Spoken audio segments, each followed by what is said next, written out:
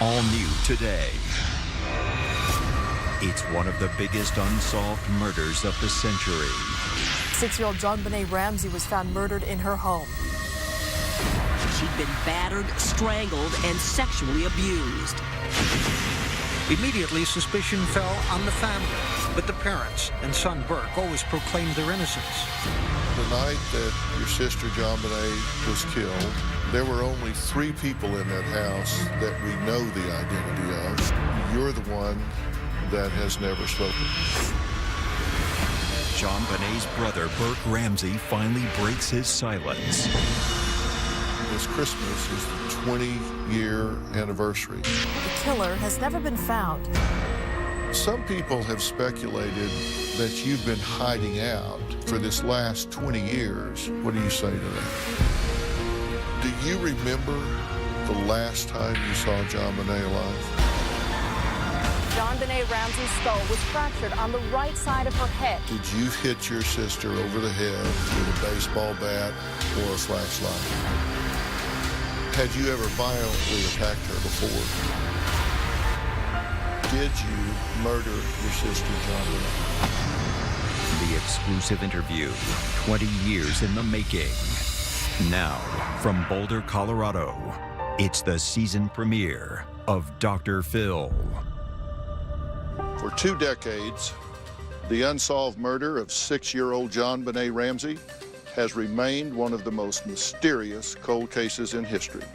The child beauty queen's body was found the day after Christmas in 1996, here in the basement of her family's 15-room mansion in Boulder, Colorado. Today, the home is surrounded by an iron fence and hidden by trees. It even has a new address. But nothing can erase the haunting image of the path decorated with candy canes for Christmas, dusted with snow, surrounded by police tape. 911 emergency. Police, by 515th Street. To those of you who may want to ask, let me address very directly, I did not kill my daughter, JonBenet. We have a kidnapping. Hurry, please. Explain to me what's going on, okay? Let me assure you that I did not kill JonBenet. Okay, what's your name? Are you Kathy Ramsey? I'm the mother. Oh my God! Please. I did not have anything to do with it. I love that child with my whole of my heart and soul. It's the mysterious murder case of an American sweetheart who's responsible for the death of little JonBenet. In the 35 years I've been doing this, I've never seen a case like the unsolved murder of JonBenet Ramsey. If you look at the Ramsey case, this went far beyond what you would expect. There were more mistakes made in this case than any other case I've ever seen. I believe that when the case first started, that it did look like the Ramseys did this. Within a week, it was clear that the Boulder Police Department had made up its mind. It was someone in the household. Game, set, match. John Ramsey and his wife had been under this cloud of suspicion ever since then. When a child is murdered, police have learned to look first at family members. Bizarre circumstances and unexplained evidence caused police to immediately focus their investigation on the Ramsey family.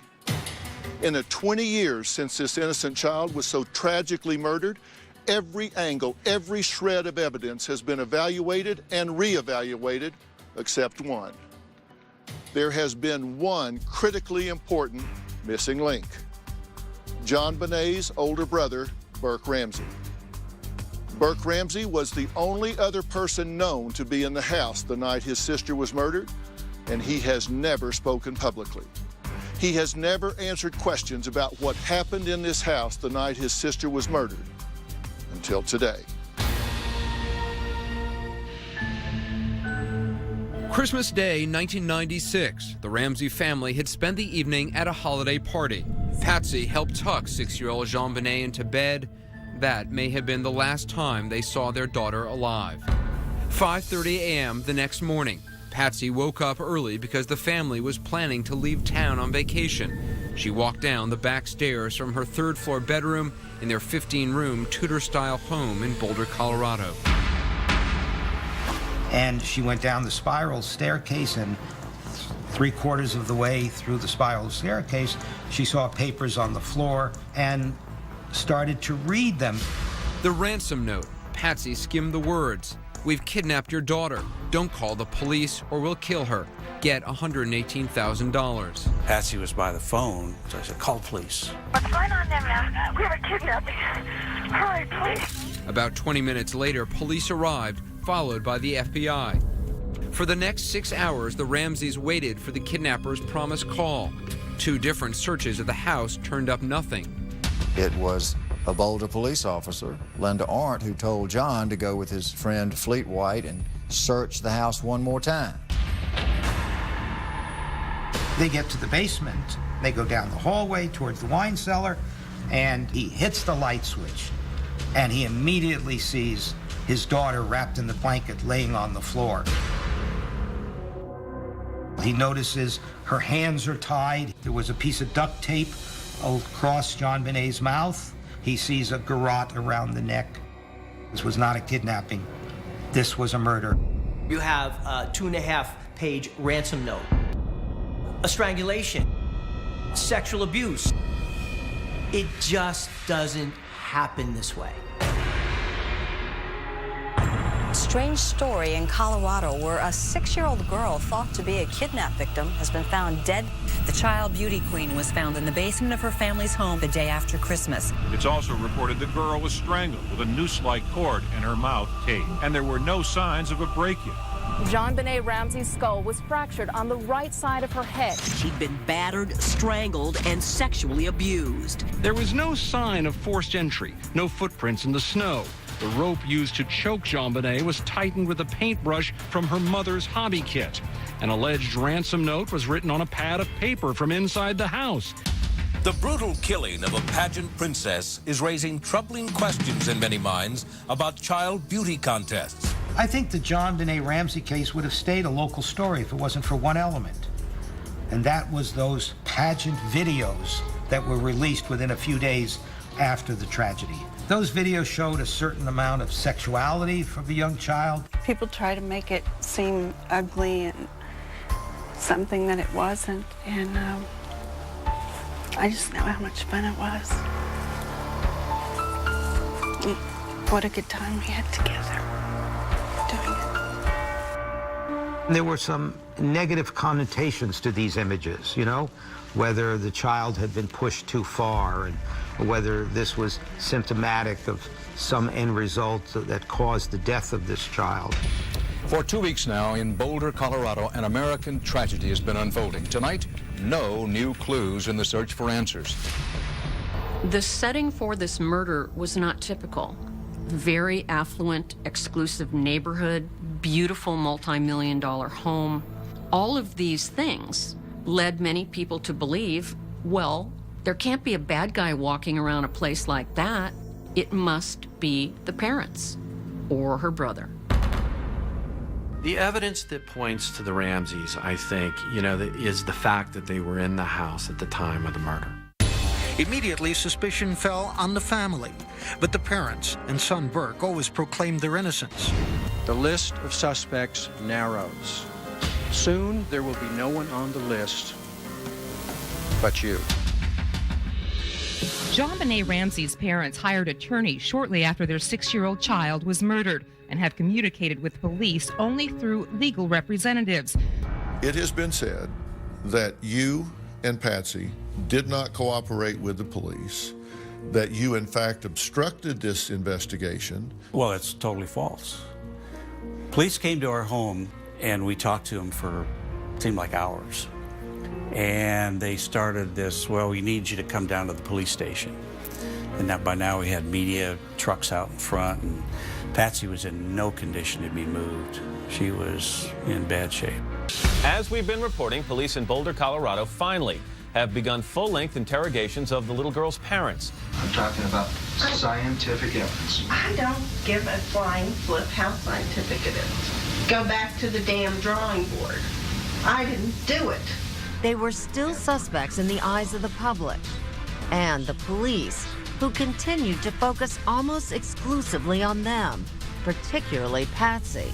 The theory was that John Bonet was killed by Patsy over bedwetting, and that the garrote was constructed for some reason to make it look like it was a kidnap, killing gone bad. That was all part of the staging. The garrote had intricate, complex, even unusual knotting. Someone knew what they were doing. There are several key people investigators would like to question. Tops on the list, John and Patsy Ramsey, as well as their son Burke. Coming up, the interview 2 decades in the making. JonBenét's brother, Burke, breaks his silence. You answer all the questions. You said I can ask you anything. Nothing is off limits. You speak about this one time. We now return to a Dr. Phil exclusive. It's been nearly 20 years since 6-year-old JonBené Ramsey was found dead in her parents' home. Her killer never brought to justice. In the enduring mystery of JonBenét's murder, Burke Ramsey was the 9-year-old brother who, by all accounts, slept soundly in his room that Christmas of 1996, while his sister's skull was fractured and she was strangled nearby. Her parents, John and Patsy, and 9-year-old brother Burke, were investigated but never charged. So the question becomes, who? And the only other person in the house that night that we know of was Burke Ramsey. So, does JonBenét's brother Burke have some memory locked away that could unlock the case? Some people said that you had gone to great lengths to distance Burke from the Boulder police investigation. Not at all. I've heard rumors where, well, we were hiding Burke because he was this crazy kid. Well, that wasn't the case at all. Yes, we were hiding him from the media, but no, we didn't hide him from anybody. We protected him. We hid him. We were worried about his physical safety. I mean, we were under assault by the media and press and cameras and people we didn't know who they were. We just didn't want Burke recognized because he was growing up. He was not a 9-year-old boy anymore. He was an 11-year-old, 12-year-old who wanted to have a normal life. Would you respect our privacy, please? It's being reported that investigators want to interview JonBenét's brother, Burke. But why? The experts say investigators want to re-interview Burke in the hope that he can help them piece together some new information. Detectives want to talk to JonBenét's 23-year-old brother, Burke, who was 9 at the time of the murder. Many people bandied about the theory that Burke himself could be responsible for the murder. As recently as 2010, investigators wanted to interview Burke Ramsey again. Burke did not speak to them. Why, 14 years after JonBenét's death, did detectives still want to talk to him? Today, Burke breaks his 20-year silence and finally tells us what he knows about those tragic events. This was a no-holds-barred interview. Nothing was off limits. He agreed to answer any and all questions and to do so without a lawyer present. The night that your sister JonBené was killed, there were 3 people in that house that we know the identity of, and you're one of those 3, you, your mother, and your father. But in the 20 years that have gone by, you're the one that has never spoken. You've never talked about this publicly, and you've decided to do so now. My question for you is why now? And why here? For a long time, the media basically made our lives crazy. I mean, it's hard to miss the cameras and news trucks in your front yard, and we'd go to the supermarket sometimes and there'd be a tabloid, you know, with my picture, JonBenét's picture, plastered on the front. They would follow us around. Seeing that as a little kid, it's just kind of a chaotic nightmare. So I was pretty skeptical of like any sort of media. Like it just made me a very private person. As to why I'm doing it now, it's the 20th anniversary and there's apparently still a lot of attention around it. Well, my goal here is that you answer all the questions. You said I can ask you anything. Nothing is off limits. You speak about this one time. Some people have speculated that your parents weren't protecting you, they were hiding you. Yeah. And that for this last 20 years, that you've been hiding out instead of just choosing not to speak. What do you say to that? For the last 20 years, I wanted to grow up like a normal kid, which does not include like going in front of TV cameras. But if you had answered the curiosity, might that have stopped it all? To me, it seemed like it would rouse it all up again.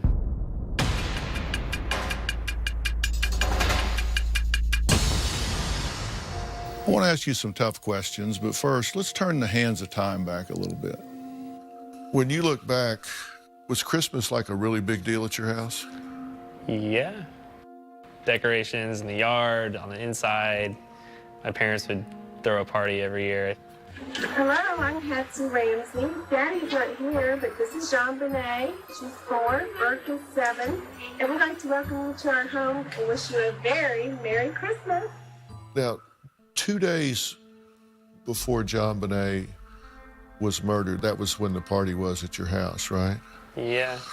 And you had people tour the house? I think there was like a Boulder home tour thing. Like, we weren't the only people that did it. Right, they went house to house. Yeah. And looked at all the decorations. So when do you guys open gifts? That Christmas Eve or Christmas morning? Christmas morning.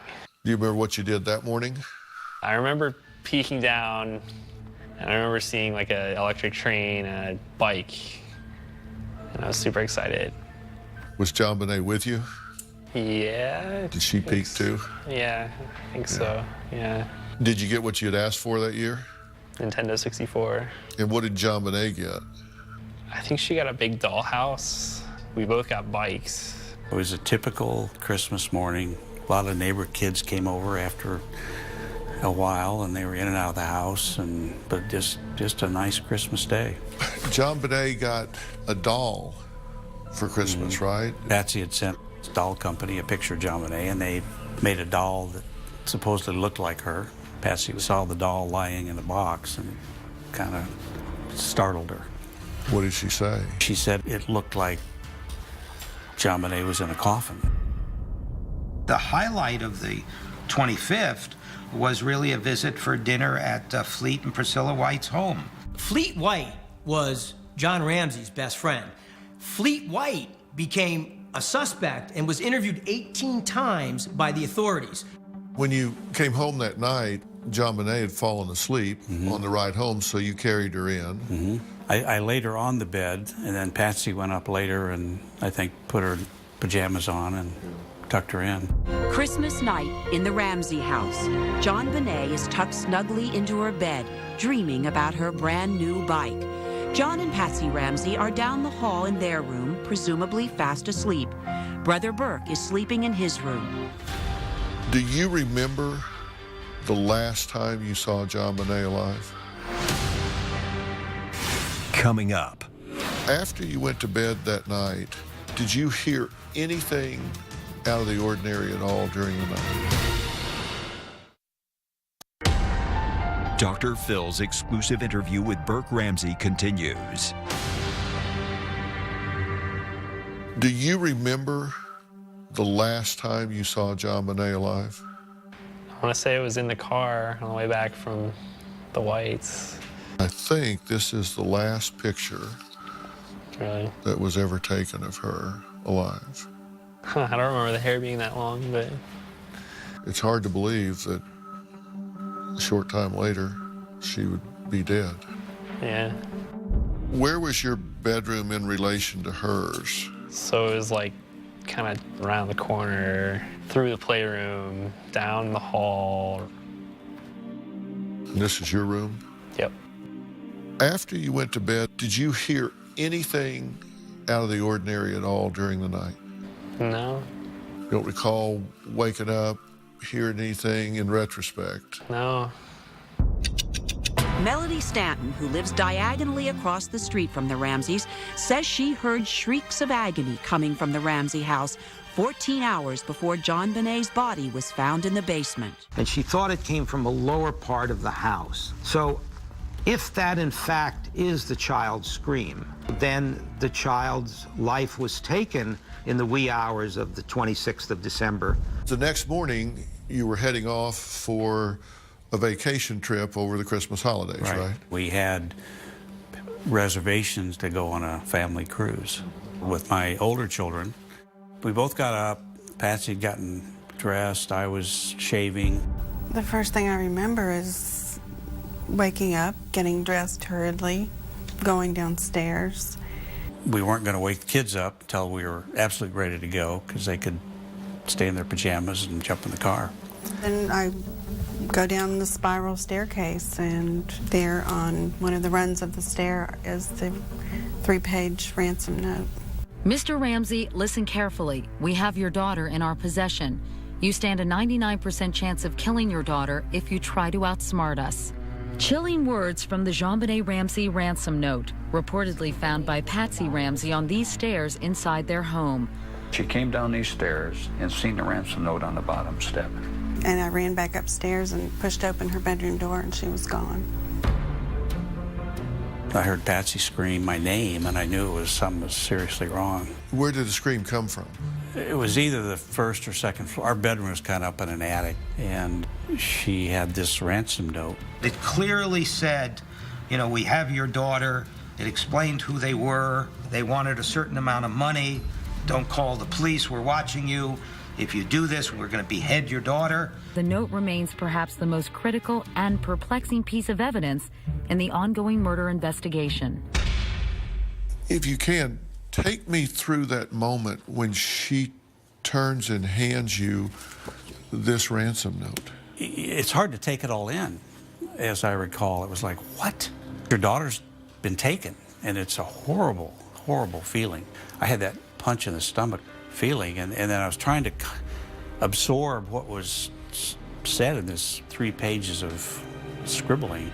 The ransom note threw everybody off. It was written on a notepad belonging to the Ramseys with one of their pens, and it took at least 15 minutes to write it. The ransom demand was for $118,000, which was exactly what John's Christmas bonus was. Colorado newspapers are reporting that a practice ransom note was found, written on paper found in the Ramsey home. So there's a lot of suspicion around the note. If somebody is going to kidnap somebody, by the way, you bring the ransom note already written. You don't write it inside the house. I had it laid out on the floor because I was trying to, read it all at once. Patsy was by the phone, so I said, call the police. 911 emergency. Police. What's going on by 515th Street? What's going on there, ma'am? We have a kidnapping. Hurry, please. By the time the first officer arrived at the scene, the house is filled with Patsy and John's friends. They called the Whites. They called Fernie's. They called their pastor, the minister of their church. You know, the police made some very strategic mistakes. There may have been hair fibers from the perpetrator. There may have been footprints on the carpet. There may have been fingerprints. So now you have everybody going all over the house. You know, the whole place is like a little bit of like a train station by then. The police come in a squad car. All right. Did that concern you? It says 2 men are watching your daughter. If you even talk to a stray dog, no, she's dead. I would have called the Army if I could have. But they pulled up in a police cruiser. Well, and they didn't know what was going on exactly, and so I don't fault them for that. So you're okay at that point with what they're doing? I want to get as much help as I can lay my hands on to find my child. Do you remember waking up that morning? Yep. The first thing I remember is my mom bursting in my room, really frantic, saying like, oh my gosh, oh my gosh, oh my gosh. Running around my room looking for JonBenet. At that point, I was awake.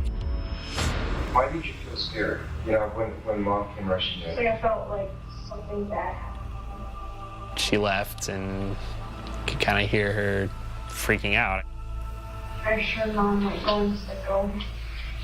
Did you go down and see what was going on? Stay in bed. And the next thing I remember is a police officer coming to my room and shining a flashlight. It was still dark when this happened. Yeah, I was just laying there. What time did she come in? Early, I don't remember. Had to be, it was still dark, so it had to be pretty early. Did she turn on the light when she came in? I don't remember if she did or not. How long after she came in before the police officer came in? Under an hour. So she comes in, and were you asleep when she came in? Did she wake you up? She woke me up. And she's running around your room saying, oh my gosh, oh my gosh, oh my gosh. What else did she say? Did you know she was looking for John Bonet? I remember her saying, where's my baby? Where's my baby? So after she left, what did you do? I just laid there and didn't really know what else to do. It seems really odd to me that you're 9 years old and your mother comes in the room in seemingly the middle of the night because it's dark and says, where's my baby? Where's my baby? And then runs out of the room and you just lay there. We now return to Dr. Phil's exclusive interview with Burke Ramsey. It seems really odd to me that you're 9 years old and your mother comes in the room in seemingly the middle of the night because it's dark and says, where's my baby? Where's my baby? And then runs out of the room and you just lay there, as opposed to getting up and going out and saying, what's going on? And then a police officer comes in your room, which I assume is the first time in your entire life that a police officer has come in your room with a flashlight, looking around, and you still just stay in bed. To be fair, I didn't know it was a police officer. It was just kind of... But somebody comes in your room with a flashlight, and you never get up and say, what is going on here? I guess I kind of like to avoid conflict, or I don't know, I guess I just felt safer there. Were you curious? I'm not the worry type. I'm not the... I guess part of me doesn't want to know what's going on. Critics would say you weren't curious because you already knew. He didn't have to get up and go check because he knew exactly what had happened. I was scared, I think. I mean, I didn't know if there was some bad guy downstairs that my dad was chasing off with a gun, or, you know, I had no idea. Were you concerned leaving him alone in the room? Well... Knowing that his sister had been taken. Yeah. We knew where he was. He was safe. And at that point, that's what we wanted to be sure of. We were so focused on John Bonet being gone, I guess. So 2 hours later, a detective comes. Linda Arndt. Okay. And was she helpful? Yeah, I mean, she was trying to sort things out, and I remember she sat me down and said, you know, when you talk to this person they call, you've got to insist you hear John Bonet's voice. So I was, you know, as ready as I could be for that call. And of course, 10 o'clock came and went. So at the time, you felt like she was being helpful. You had no idea that she considered you... Oh, no. ...to be the culprit. Yeah, no, absolutely not. Linda Arndt, the lead detective that was there, went on national television a few months ago and said, I didn't act right, I was too calm, cordial. Did it surprise you to hear that that was her reaction? I don't remember being cordial. She was there to help me. I was grateful for her being there. So she interpreted that as being cordial. So be it. She had never been in a situation like that as a police officer, I learned later. In retrospect, we called the police. We thought they knew what they were doing, and they didn't have a clue. I called the police to help me and to find my child. Never, ever crossed my mind that she was suspicious of my demeanor. And some of the observations made that I read about later were nonsense. John casually looked through the mail. I was looking for another communication from the kidnapper. The police should have done that. But they observed me doing it, and so John was so cold and callous that he was going through the mail looking at his bills. Well, that's nonsense. So who came and got you eventually? I think it was my dad that came in. You do go downstairs. Describe that scene for me. Coming up. Were you scared for John Bonet yet? I think I was trying to be positive. You remember them asking you if you knew what happened to your sister? I told the guy, I was like, you know, she's probably hiding somewhere. Dr. Phil's exclusive interview with Burke Ramsey continues. You eventually do go downstairs. Describe that scene for me. I just remember, like, I have an image in my head of the kitchen, and it was really early morning, and there were a few people around that I didn't really know. There might have been a police car, I think.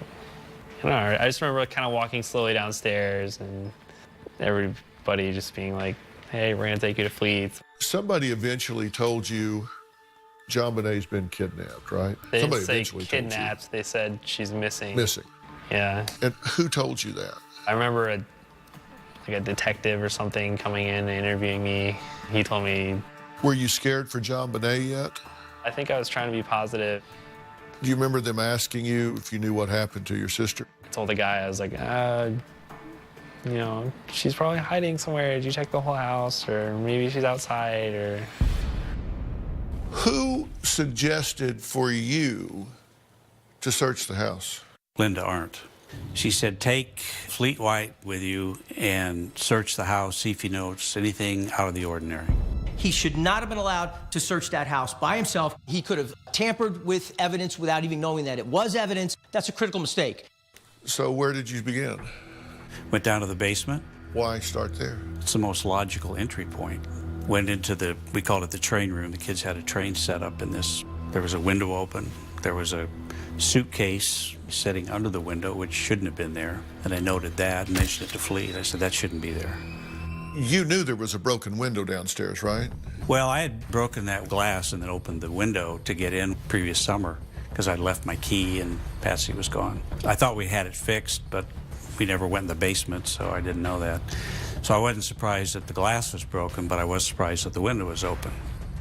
So you come to this door and it's closed. And what's in that door? Well, we called it the wine cellar, but there's never any wine in it. It was a junk room.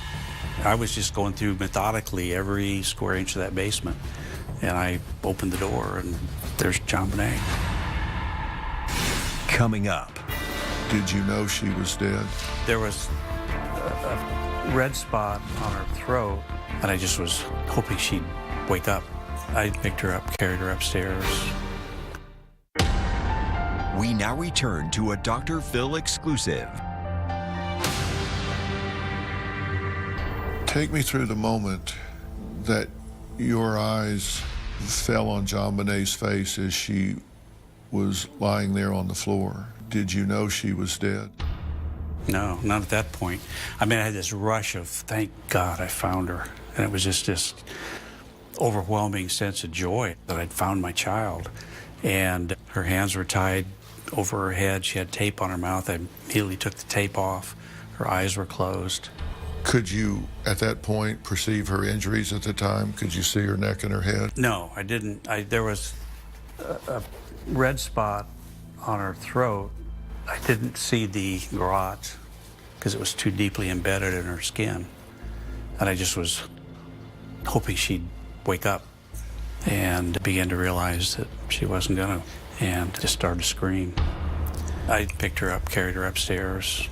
I don't know what I was thinking, but I was just horrified. I couldn't speak, I was just screaming, and I took her upstairs and laid her down. I guess I was taking her to help in my mind. I didn't perhaps want to accept that she was dead. Linda Arndt knelt down beside her as I was and felt for her pulse and looked me in the eye and said, she's dead. And that's when I was just stunned.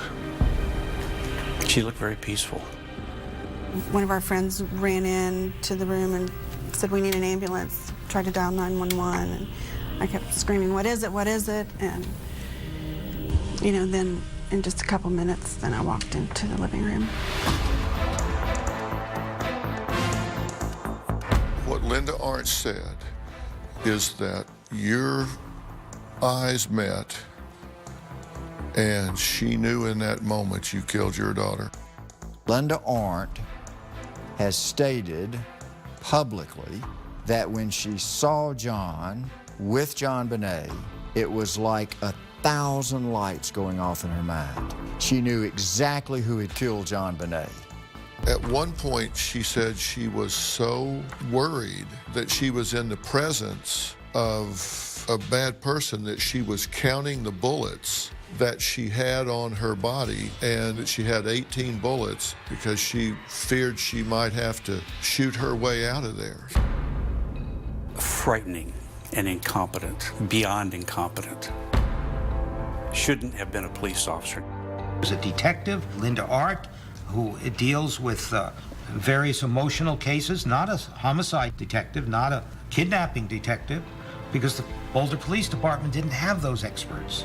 Is your interpretation that she thought she's going to have to shoot everybody? That Yeah. you were all in on I this? think her comment was, I looked around and counted the people and then counted the bullets in my gun. I mean, this is crazy stuff. Absolutely crazy stuff. When was the next time you saw your parents?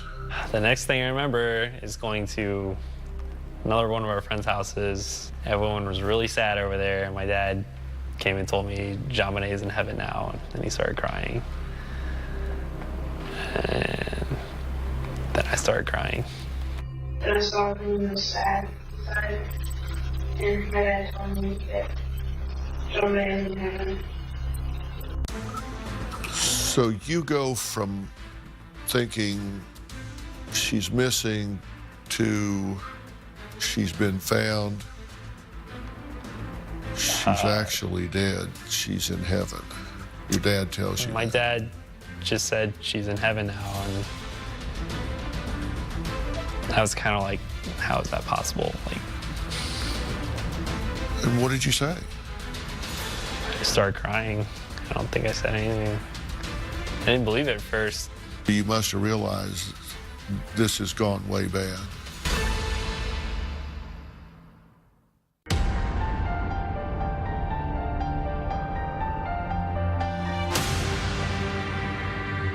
Are Patsy Ramsey's writings getting red flagged by Boulder cops? 3 days after she gave police a fourth handwriting sample, the mother of Jean Bonet Ramsey is being asked for a fifth sample. The ransom note was a big monkey wrench in this case, and it threw everybody off. The police thought Patsy wrote it. Your mother found a ransom note. Have you read it? I don't think I've read the whole thing. I've definitely seen pictures of it, though. I think law enforcement found it odd that there would be a ransom note at a murder scene. Some police have been suspect that your mother actually wrote this. Does that look like her handwriting? Tomorrow, Burke finally addresses the strange and unexplained evidence that has led people to speculate that he murdered his sister. Take a look. Tomorrow on an all-new Dr. Phil. What's your name? Are you Patsy Ramsey? I'm the mother. Oh my God! There's a lot of debate about where you were when that 911 call was made. What took place on that tape has led to some of the conspiracy theories. Police investigators say your voice was heard saying, "What did you find?" Did you speak those words? Autopsy results did find undigested pineapple in John Bonet's stomach. Did you and she eat pineapple together at any time during the day? Maybe. The lead investigator says one of the reasons that he believes that you are the culprit here is that on the day of your sister's murder, you never asked about her welfare. Plus, the never-before-seen interrogation tapes of Burke Ramsey. This was 13 days after John Bonet's murder. Nobody in the world has seen this before. So what do you think happened to your sister? I think someone took a really quiet. That's tomorrow. You do not want to miss it.